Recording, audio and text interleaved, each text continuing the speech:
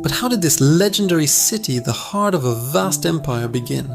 Forget everything you think you know. The true story of Rome's founding is a whirlwind of gods, mortals, betrayal, and destiny, far more dramatic than any Hollywood blockbuster.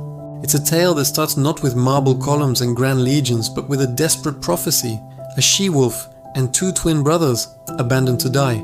Hello, I am Ur Ergunay. Together, let's journey through time and discover the birth of the eternal city, the epic story of Romulus and Remus. Our story begins in a kingdom called Alba Longa, nestled in the hills of Italy. Its rightful king, Numitor, was a good and just ruler, but his younger brother, Amulius, was consumed by jealousy and ambition. In a ruthless coup, Amulius overthrew Numitor, seized the throne, and to ensure no heir could ever challenge him, he forced Numitor's only daughter, Rhea Silvia, to become a Vestal Virgin. This was a clever and cruel move. Vestal Virgins were priestesses, sworn to chastity for 30 years. If Rhea Silvia had no children, Numitor's bloodline would end, and Amulius's power would be secure forever. Or so he thought. But the gods, it seems, had other plans. One day, as Rhea Silvia went to fetch water from a sacred grove, she was visited by Mars, the powerful god of war. Whether by force or by seduction, the encounter left Rhea Silvia pregnant. When she gave birth to twin boys, King Amulius was thrown into a rage. His plan was ruined.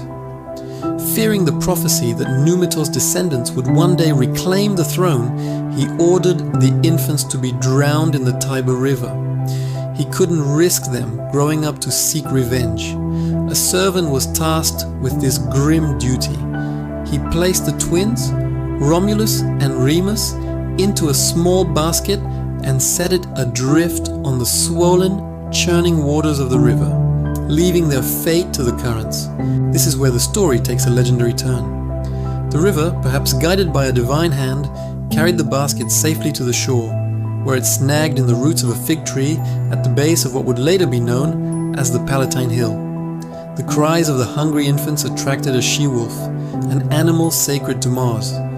But instead of harming the boys, the wolf did something extraordinary. She gently nudged them and began to nurse them with her own milk, protecting them from harm.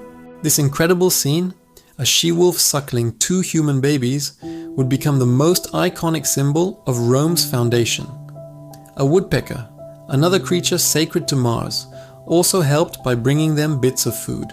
The twins were being raised by the wilderness itself under the watchful eye of their divine father. Their life in the wild didn't last forever. A shepherd named Faustulus was tending his flock nearby when he stumbled upon this bizarre and miraculous sight. He saw the she-wolf caring for the two human babies. Taking pity on the abandoned children, he carefully took them home to his wife, Acca Larentia. Faustulus and his wife raised the boys as their own sons, naming them Romulus and Remus. They grew up strong, brave, and natural leaders among the other shepherd boys.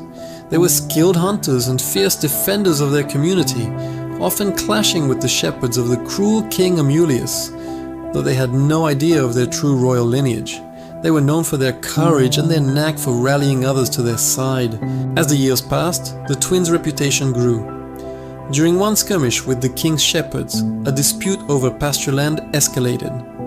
Remus was captured and dragged before King Amulius himself, accused of raiding the king's lands. At the same time, the shepherd Faustulus, who had long suspected the boys' noble origins from the moment he found them, decided the time had come to reveal the truth to Romulus. He told him the story of their miraculous survival, the basket, the she-wolf, and his suspicions that they were the lost grandsons of the deposed King Numitor. Filled with a new sense of purpose and a desire for justice, Romulus rallied a force of loyal shepherds. He devised a plan to raid Alba Longa's palace and rescue his brother. Meanwhile, inside the palace, the captive Remus came face to face with his grandfather Numitor, who was being held in the court of Amulius. Numitor was struck by the young man's noble bearing and courage.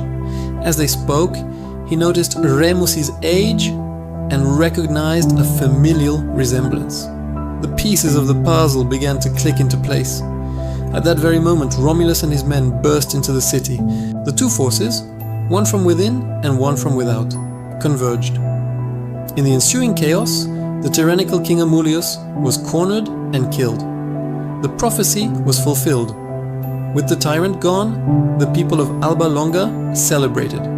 The throne was offered back to the twins, but they graciously refused. Instead, they restored their grandfather Numitor to his rightful place as king. But Romulus and Remus were not content to simply live under their grandfather's rule. They were born leaders, filled with ambition and a desire to build something of their own. They decided to leave Alba Longa and found a new city on the very hills where they had been saved by the she-wolf. They gathered a following of shepherds, adventurers and outcasts, all people looking for a new beginning. Here, however, the brothers' unity began to crack. They couldn't agree on the exact location for their new city. Romulus favored the Palatine Hill, where they had been found by Faustulus. Remus preferred the Aventine Hill, which he felt was more defensible. The argument grew heated. To settle the dispute, they agreed to turn to augury, a common practice of seeking signs from the gods by observing the flight of birds. Remus went to his chosen hill, the Aventine, and Romulus to the Palatine. The gods sent their sign. Remus saw 6 vultures fly overhead. He was thrilled, believing he had won. But shortly after, Romulus saw a flock of 12 vultures. The argument exploded again. Who had truly won? Did the first sign matter more, or the greater number of birds? The conflict escalated from a debate into a deadly rivalry. In a fit of mockery and defiance, Remus jumped over the shallow trench Romulus was digging to mark the boundary of his new city's walls on the Palatine Hill.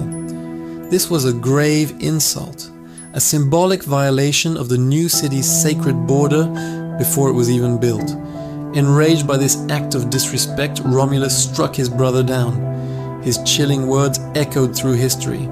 "So shall it be for all who dare to leap over my walls." Remus was dead, and Romulus was now the sole founder of the city. On April 21st, 753 BC, Romulus officially founded his city, naming it Roma after himself. He became its first king. The city began as a humble collection of huts on the Palatine Hill, a sanctuary for runaway slaves, exiles, and anyone seeking a fresh start. To populate his new city, Romulus famously orchestrated the rape of the Sabine women, abducting women from the neighboring Sabine tribe to be wives for his men. This act led to war, but eventually, the two peoples reconciled and merged, forming the foundation of the Roman populace. Romulus would reign for many years, establishing Rome's first legions, its first senate, and its core political and religious institutions. His life ended as mysteriously as it began. Legend says he was taken up to the heavens in a whirlwind during a storm, and became the god Quirinus, a divine protector of the Roman people. And so, from a story of betrayal, divine intervention, and fratricide, the city of Rome was born.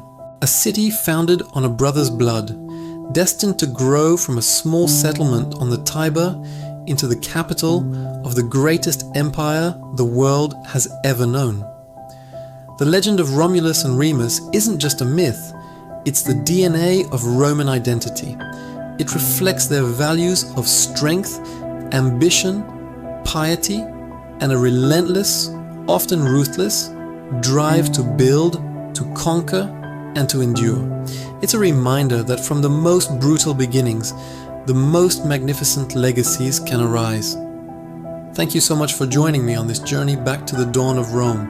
If you enjoyed this story and want to explore more incredible tales from history, make sure to hit that like button, subscribe to the channel, and ring the notification bell so you never miss an episode. What part of the founding myth do you find most fascinating? Let me know in the comments below. Until next time, stay curious.